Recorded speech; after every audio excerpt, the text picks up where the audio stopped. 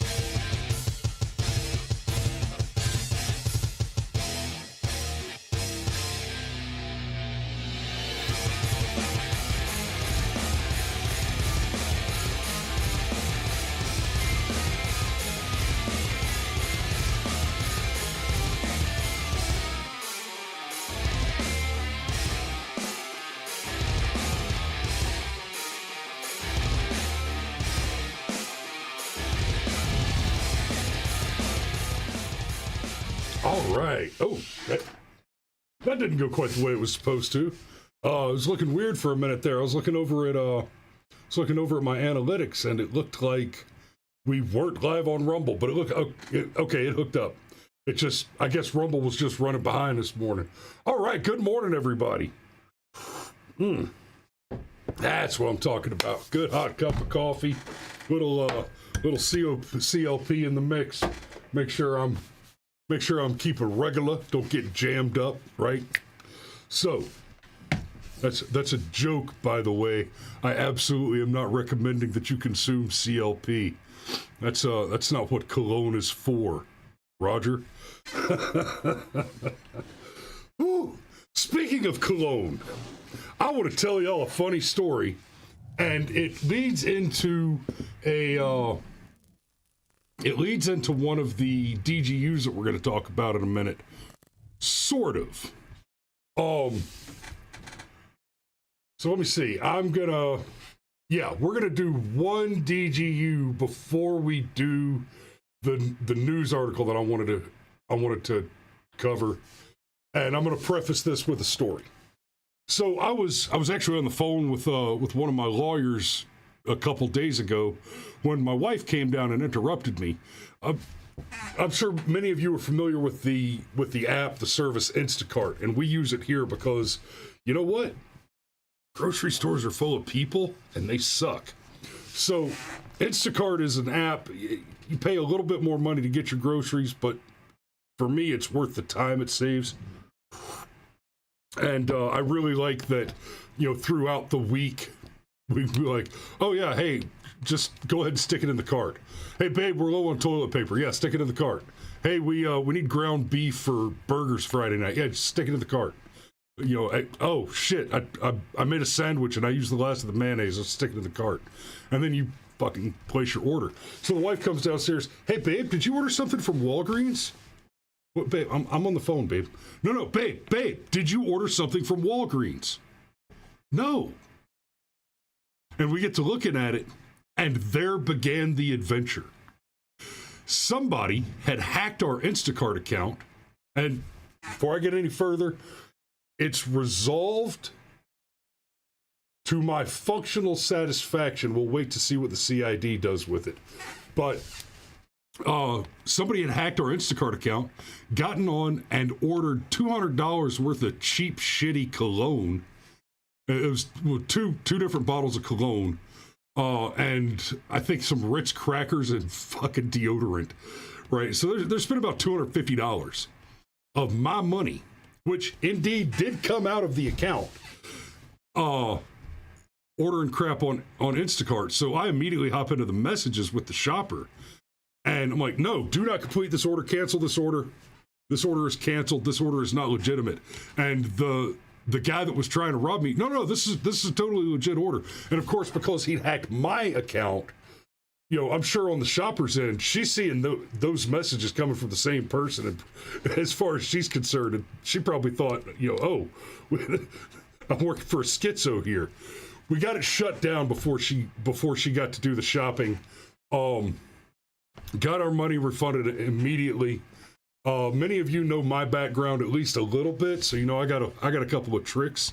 So by the time we were done with the whole thing, I had the hackers. I never got his name, but I did get his email address, his home address, the phone number of the device that he was using to steal my money with, and I got screenshots of all that communication and got all that wrapped up, and then I called the police.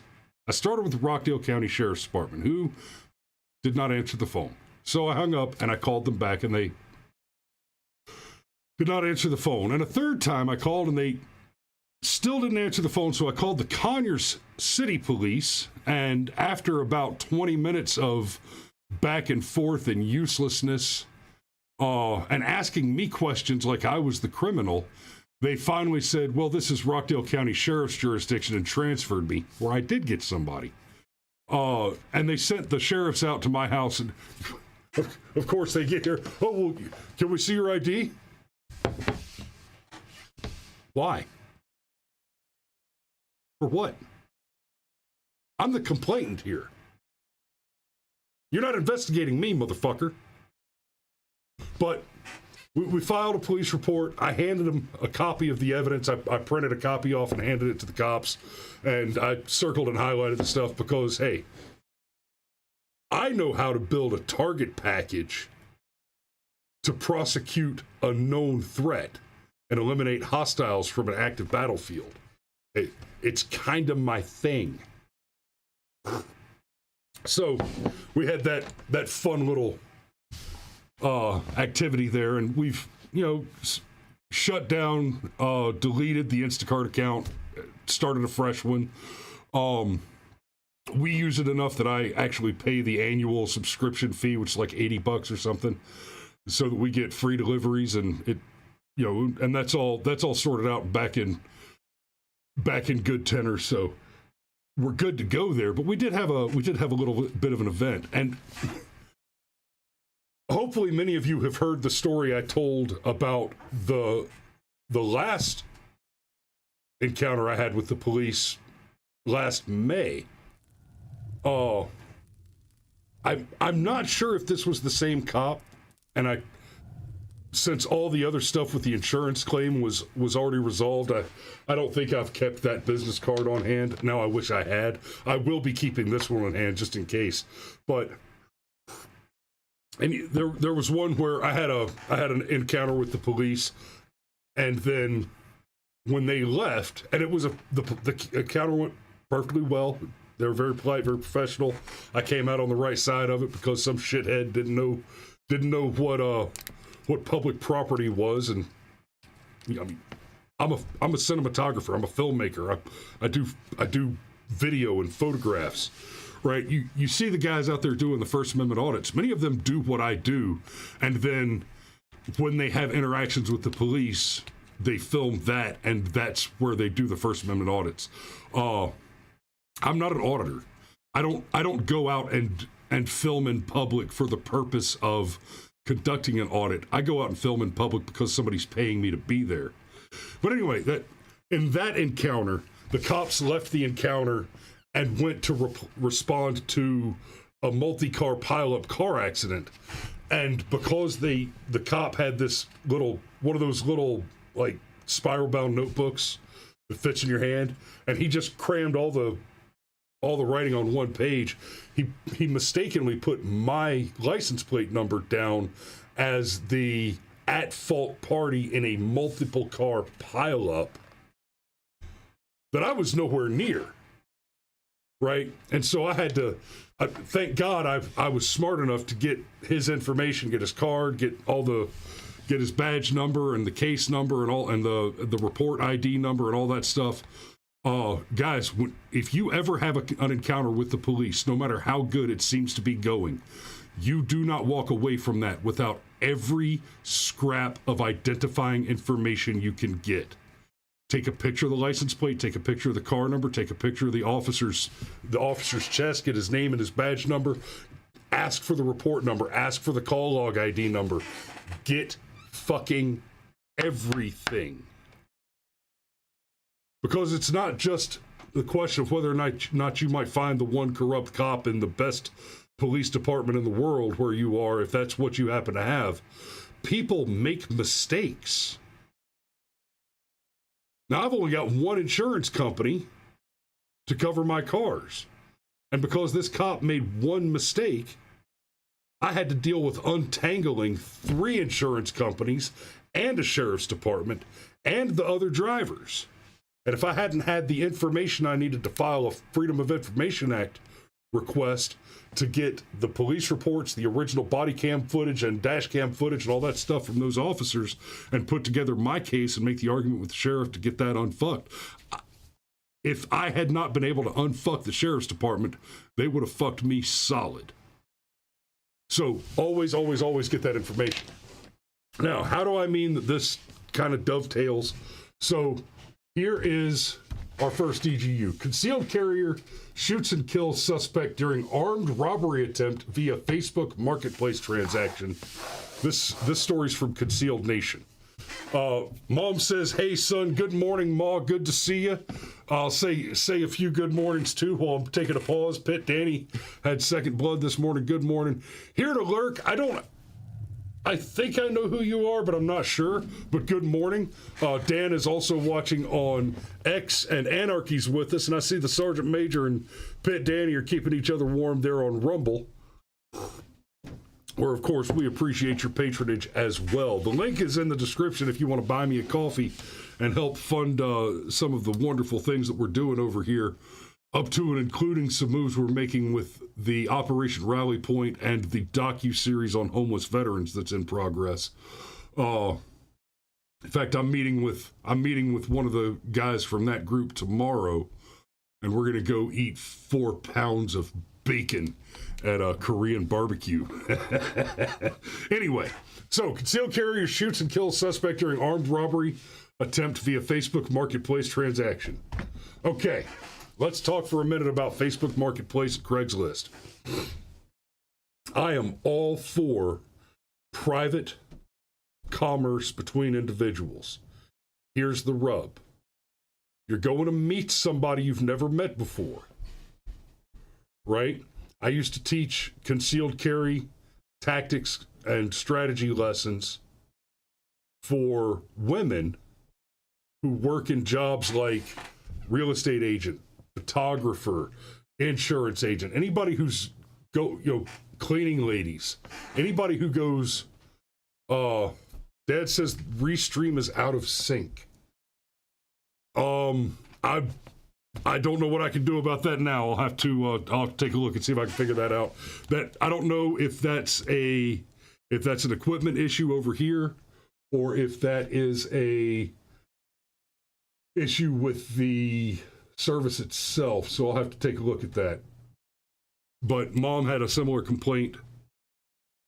Okay, here to look. Okay, Mom had a similar complaint yesterday, Dad, and I know you guys are in the same location right now. So, here to lurk says it looks okay on his end. So, it may just be your data service there. But anyway, so I used to teach these classes for women who have the kind of jobs where you're going to strange places and meeting people you've never met before, especially those who are doing it regularly, right? Salespeople who are doing home service stuff, in-home nurses, anybody who has the kind of job where you're going to places you've never been to meet people you don't know. It is prudent and intelligent to carry a firearm and to know how to use it. And I'm not just talking about getting out to the range and plugging away at targets so you know you can hit center mass, right? That's all well and good. That is absolutely part of the training. I want you to be smart on your marksmanship. I want you to be smart on your weapons maintenance. I want you to know what this is actually for. Make good use of it. And don't just put it on over your deodorant, gentlemen. But the tactical and strategic situation of deploying and employing a firearm in personal defense is at least as important, if not more important, than your marksmanship. Okay? Let's be frank. In the event that you find yourself in an actual self-defense situation where you have to use your firearm, the likelihood that that engagement happens at more than 15 meters is slim to dick. It's hard to miss at that range if you just point and click in the right direction. But knowing how to get that firearm into force is a completely different matter. Because you're not a gunslinger. You're not going to outdraw somebody who's got the drop on you. You have to do something else. You have to take measures to get yourself safe first, and then draw your weapon. If you're configured correctly, you could probably draw your weapon at the same time that you dive for cover. That's an effective strategy, right? That's a serviceable tactic. But you need to practice, study, and train on how to deploy that weapon if it needs to happen. Here's the next thing. In the personal commerce between individuals, I'm all for it. Right? I've got a pistol upstairs that's a backup rod that I've only fired twice at the range to make sure it worked. I fired it more than twice. I fired it at the range on 2 separate occasions, clarify. That I bought from a friend, and we met in a parking lot nearby and then went and had lunch. And that's one of those that the lefties want to talk about being a straw purchase. That's commerce directly between 2 individuals, and that is still lawfully acceptable in this country. The only way that you're breaking the law in that case is if you, as the seller, can be shown to have reason to have known that you were selling it to a person who was not authorized to possess it. So, obviously, I'm authorized to possess a firearm, which is a ludicrous statement for so many reasons, because the law should not be able to strip away your right. Anyway, when you're dealing with Facebook Marketplace, Craigslist, or any other similar service where you are encountering a stranger and meeting them somewhere ostensibly to do commerce, especially if you're talking about a large amount of cash that you're moving. And in a very technical sense, a large amount of cash is $500 or more. Because at $500, you go from petty theft to grand larceny, if I understand that correctly. And that's off the top of my head. I may not be correct on that, but I think that's right. Do it. Do those deals. But when you do, and I don't care if you're the buyer or the seller, right? Take a battle buddy. Take a friend. Right? Move in battle buddy teams. Ideally, what I would like to see happen with every interaction is 2 people show up, right? The buyer, the seller, and their seconds. Like they're going out for a duel at dawn. And the seconds are both armed. Buyer and seller both armed, seconds both armed. Everybody gets out of the truck, out of the separate vehicles. Product, cash, handshakes, great to meet you, have a nice day. So that the one time an asshole shows up to try and pull some shit, he walks teeth first into the wrong bite of the weapon. So,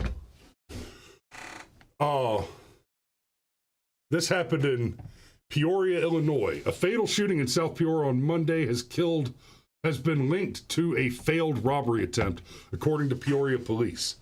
Simone Roth from the Peoria Police Department reported that the incident unfolded during a supposed Facebook Marketplace deal for a vehicle. See, and now we're talking about money, right? We're talking about real money. You know, be hard pressed this year to find a vehicle selling for less than $2,000. And that's probably not the one you want. Two individuals who traveled to Peoria for the purchase and were directed to an alley on West Lincoln Avenue around 5 p.m. by those posing as sellers. It was revealed that the sellers had planned a robbery with no intention of selling a car. In an alley, the would-be buyers were ambushed by several assailants. See? Several assailants. And that's that right there. That's the other reason you bring a battle buddy. Right? Because it's not just that you can't necessarily trust the other people to be honest generally. You can't trust them to be alone. So don't be alone. Arm yourself. Arm yourself with a battle buddy. It was revealed that the sellers had planned a robbery. Confrontation, both attackers and one of the victims who was armed exchanged gunfire. A robbery suspect was shot and pronounced dead at the scene. DRT, baby. Dead right there. Saving the taxpayers a lot of time, effort, and cost. Oh, that's not in here. It should be. The armed citizen who legally owned the gun and had a permit to carry it across state lines was not charged and was released. Real quick, this right here, permit to carry across state lines. That's not a thing. What they really mean is he had a permit from a state with reciprocity with the state into which he crossed. I hate it when they do it like this because it makes people think that they need to go find a permit for the purpose of carrying a firearm across state lines. That's just not the case. Some states, some of the constitutional revolution, the anti-constitutional revolutionary states that have anti-gun laws, like the existence of licenses, they have reciprocity with one another, right? In a state like Georgia, Georgia is a so-called constitutional carry state. You don't need a license anymore in the state of Georgia as of about 2 years ago. You no longer need a license in the state of Georgia to carry open or concealed, as long as you meet the other requirements of not being a felon and being over the age 21 for handguns. But you can still get a Georgia carry license, and then you will have a license which has reciprocity with other states. So you can carry in Georgia with or without the license. But then if you've got the Georgia license, then you can carry into other states that require licenses. But hey, the last 2 years have been pretty good for gun rights. We are up to more than 50% of all states have gone to some version of constitutional a little kind of back and forth on how those work, but there you go. So while we're talking about the law on carrying firearms, all of you, I hope, know for your own safety that it is unlawful currently to carry a firearm onto federal property. Now, notice I said it is unlawful. For it to be unlawful, or rather, that it is unlawful for you to carry a firearm into a federal facility, is a blatant abuse of constitutional law. It is flagrantly, obviously, and incontrovertibly unconstitutional. Now, there have been two major cases over the last 20 years. One of them was just at the beginning of last year into the year before, right? So you got the Heller decision from about 20 years ago. Or was that two? Heller may have been 2010. Heller's been a minute, though. So you got the Heller decision, which had to do with the law in Washington, D.C., forcing people, in theory, to keep their firearms and ammunition separate from one another, even inside the private home. And the court came in and said, no, stop. Shut up, stop. Shall not be infringed. Now, the Heller decision, Scalise was there. The Heller decision, I'm not entirely happy with, because it went on to talk about where there are reasonable places for there to be regulations on the possession of firearms. And one of the examples they had was the sawed-off shotgun. Shut up. Right? Your originalist constitutionalist judges came to the conclusion that the individual has the right to keep and bear arms. But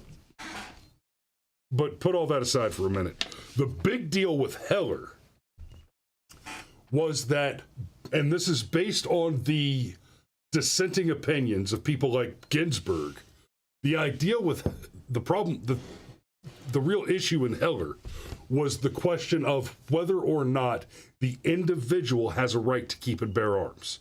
Because the opinions of the dissenting justices in the Heller case was that the language of a well-regulated militia being included in the Second Amendment means that the intent of the Second Amendment was to authorize the military and the police to possess firearms for the purpose of enforcing the law and conducting wartime activity.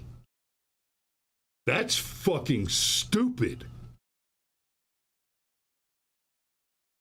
You're telling me that a government and the agents for which it spends the tax money to enforce the law needs to write a specific regulation permitting the keeping and bearing of arms for those individuals? That's insane. That presupposes that in the absence of any law, that which is not explicitly permitted is automatically forbidden. That legal doctrinal logic means that no new thing can ever happen without breaking the law. It means that the telephone cannot be invented because it's illegal to do a thing which has not yet been explicitly permitted by the court. And of course, Heller came out more or less the right way, saying no, the right to keep and bear arms belongs to the people first. And the Second Amendment does not grant people the right to keep and bear arms. And it does not presuppose that the government has an authority there. The Second Amendment presupposes that the people have the right to keep and bear arms because you have the right to do everything, anything, which is not reasonably and explicitly forbidden and does not cause harm to another person.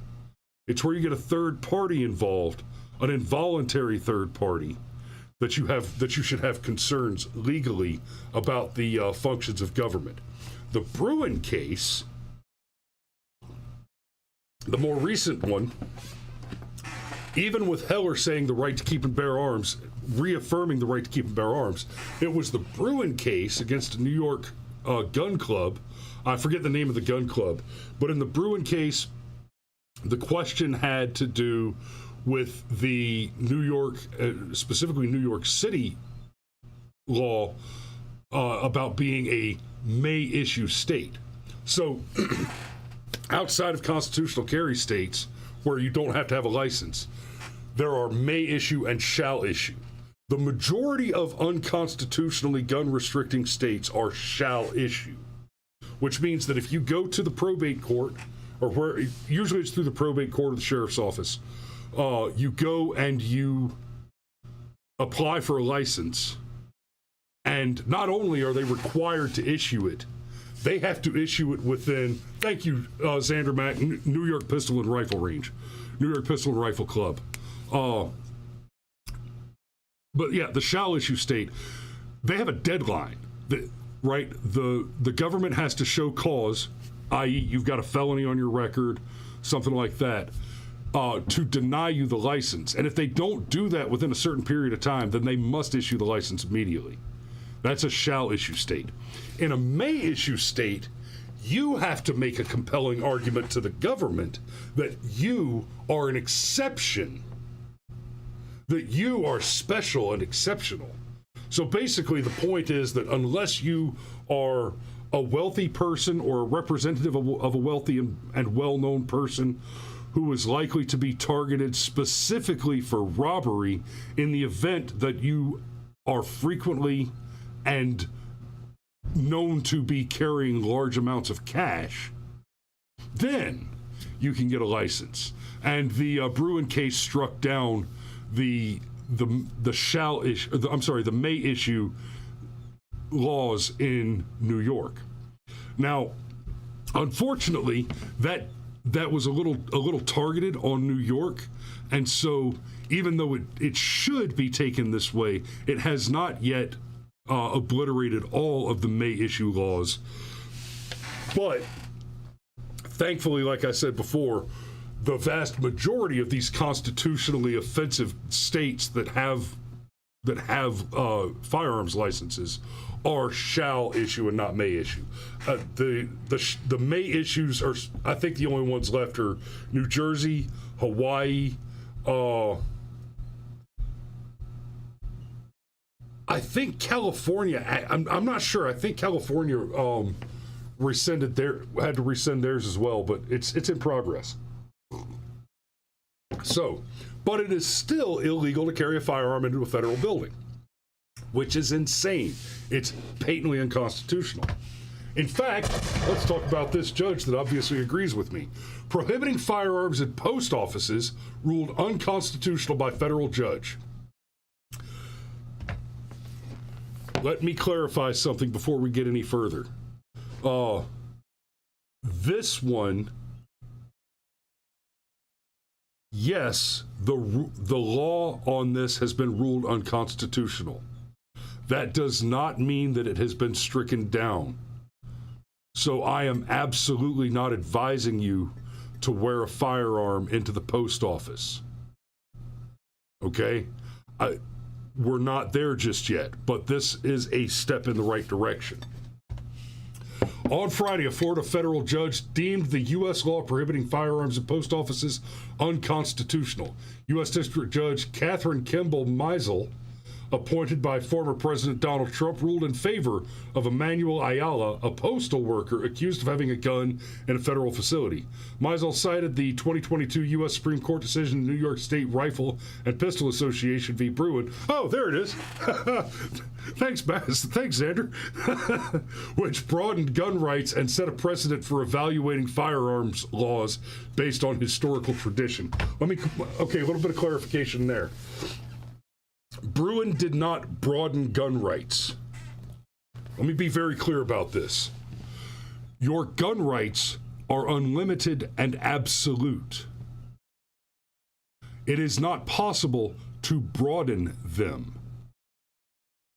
It is rather the case that some municipal government entities are currently and deviously involved in the unlawful and evil practice of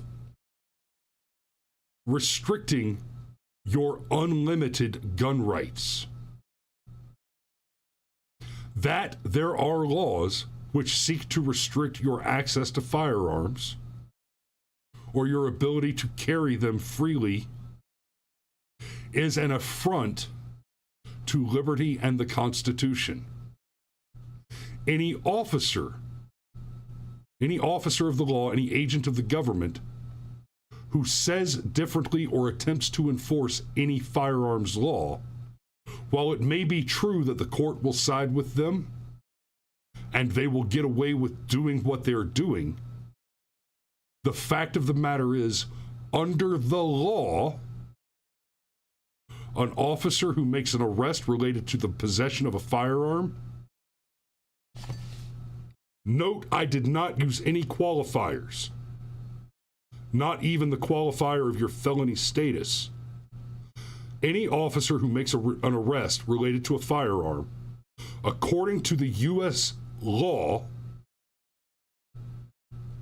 which necessarily redoubts back to the Second Amendment, that agent of the government is committing a crime. may be a crime for which he will never be prosecuted, incarcerated, or any other way punished. But he is a criminal, and that is not my opinion. That is the fucking law. So, Ayala, a U.S. Postal Service truck driver, possessed a Smith & Wesson 9mm handgun and a fanny pack for self-defense, according to his lawyers.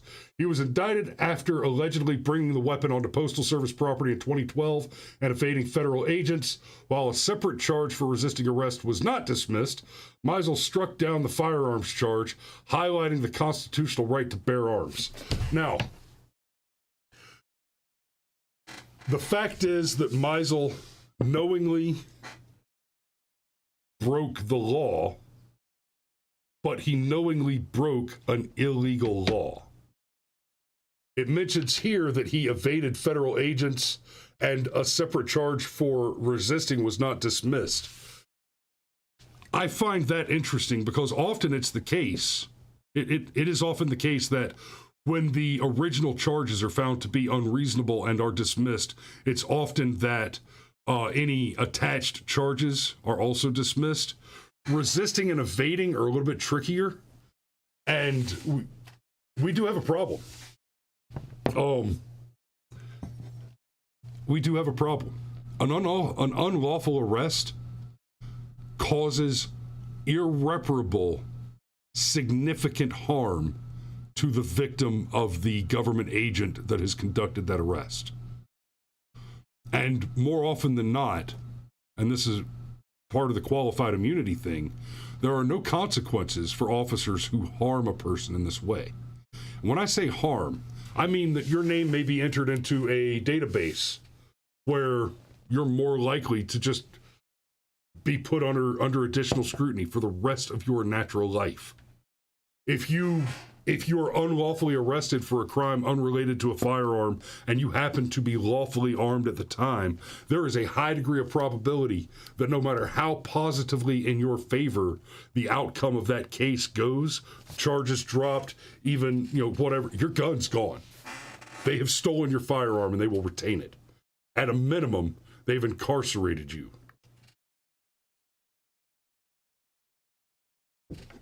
Right. And Alex mentions, Bruin changed a lot of things. Nothing has changed in the resisting statute. Correct. And like I was saying, we do have a problem there. Resisting, evading. Cops have a saying. They have an expression. They say, you might beat the charge, but you're not going to beat the ride. Because they know it's part of their culture. They know they can fuck with you. They can ruin your day, your week, and even your entire life. Right? You get arrested for something you didn't do. It's an unlawful arrest. You get transported to the jail. You're in jail for 2, 3, 4 days. Charges are dismissed, dropped. You get out. Sorry, buddy. We didn't hear from you for almost a week. So we had to hire somebody new. I've been working here for 10 years. Sorry. Lose your job, right? Just all kind of stuff. You can beat the charge. You might beat the charges, but you can't beat the ride. Cops love that shit. You can't beat the ride because they're trained to understand that they are lawfully permitted to cause you immeasurable and irreparable harm, even when they are entirely in the wrong.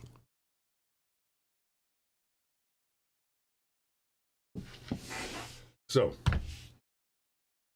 and don't mistake me. Oh, I'm not necessarily saying that Ayala was right to evade and resist, but the fact that it's a complex issue, it really is.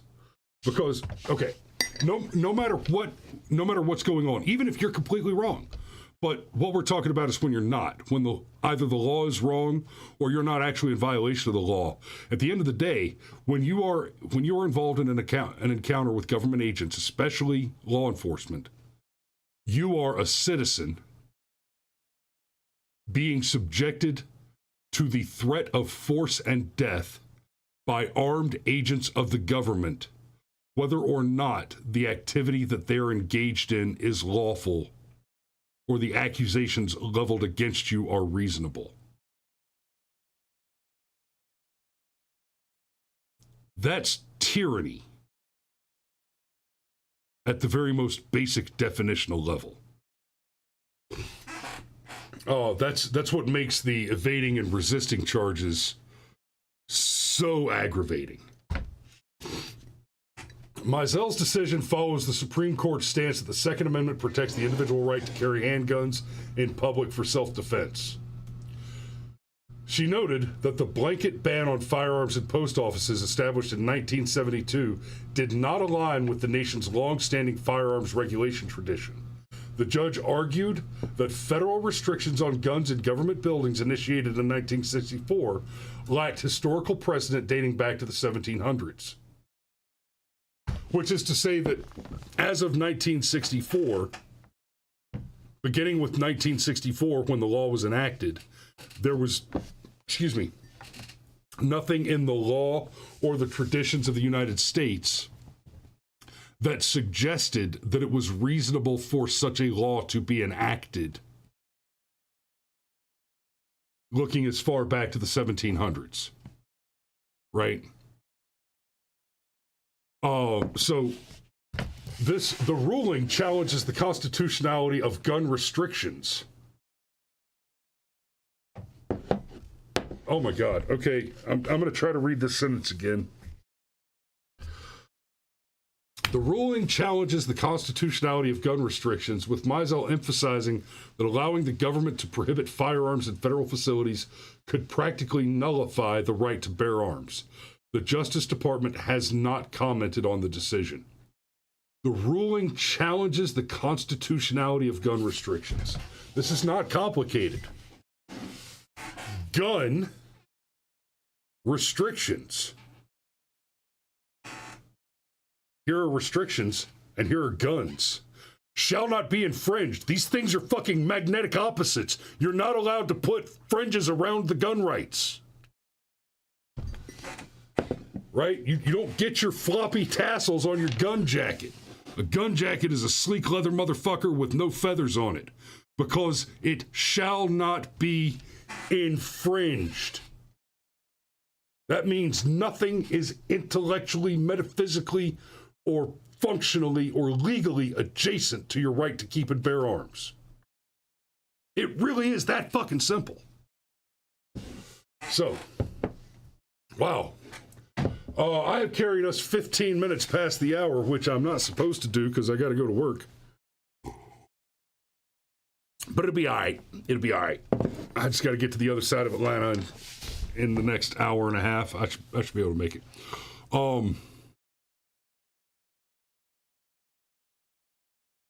Oh, God.